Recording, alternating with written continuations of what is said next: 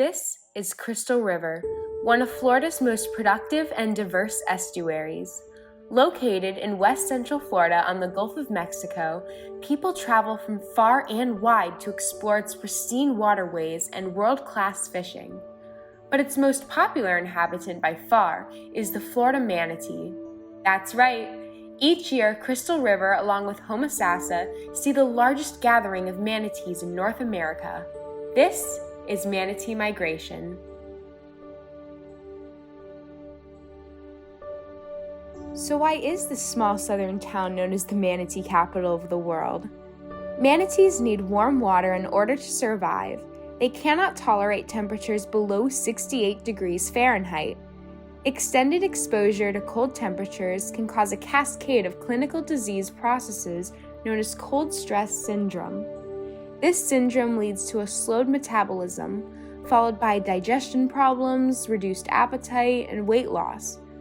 Because the water in the springs of Kings Bay stays at a constant 72 degrees Fahrenheit, manatees will migrate to Crystal River every winter to seek refuge from the cold Gulf waters. They can be found in bays, rivers, springs, and canals. West Indian manatees were listed as an endangered species in 1967 under the Endangered Species Preservation Act. The Florida manatee and its habitat are currently protected under the Marine Mammal Protection Act, Endangered Species Act, and Florida Manatee Sanctuary Act. As part of the efforts to recover the Florida manatee, the Crystal River National Wildlife Refuge was established in 1983. The refuge is comprised of 7 sanctuaries, which are set aside for manatees with no human activities permitted. Manatees in the bay are also protected with a variety of boating speed zones. Since these regulations were put into place, the number of manatees seen in Crystal River has increased tremendously from 1983 to 2012.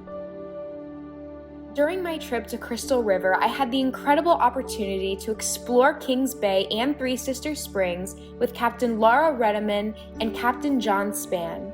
I was able to learn more about the Florida manatee and its ecosystem.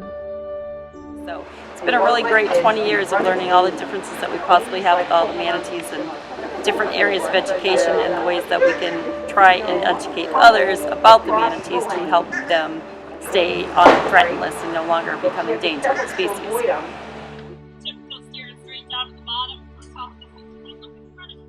They're big animals. They sneak up on you. They're like ninjas. So when there is not an 8 or 10 foot animal to just appear, you will find out today. You're simply looking at nothing and all of a sudden, oh, there he is. In our morning adventure, we first stopped in a small canal in Kings Bay where we spotted 3 manatees. It was a quiet area, and we were even lucky enough to witness a calf nursing from its mother. At our second stop in Three Sisters Springs, we saw a whole aggregation of manatees. It was much more crowded at this location, and I noticed how popular ecotourism was in Crystal River. Now, how does this affect the manatees? It says that the ecotourism side of this is actually, at best, at worst, neutral for our manatees, and at best, it's definitely a positive experience. We have more rescues here because we're in the water with them. We have more compassion for our manatees here because of what we do getting out here.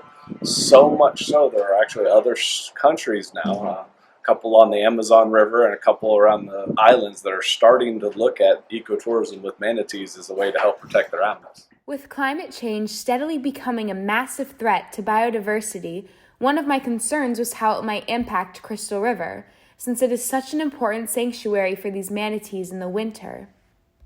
One of the major impacts here is sea level rise. So we have noticed that the waters are getting saltier, and we have lost refuge islands. They're now underwater, or islands are shrinking because of sea level rise here. Crystal River is a hidden gem in Florida that provides warmth and security to manatees during the winter season.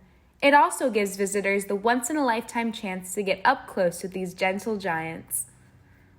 When people come here and have that experience where they swim with manatees, we hope they pass that on to other people, that they want to protect manatees and do anything they can to protect them.